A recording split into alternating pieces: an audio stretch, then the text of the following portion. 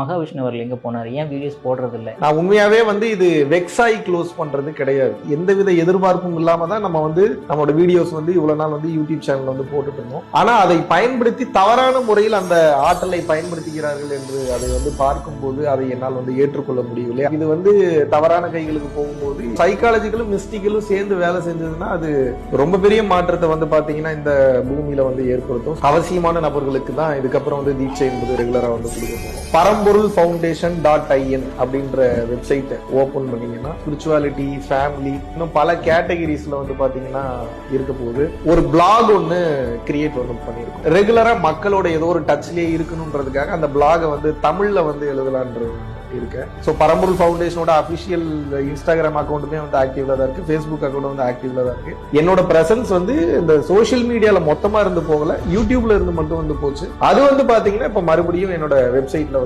Continue பண்றேன்.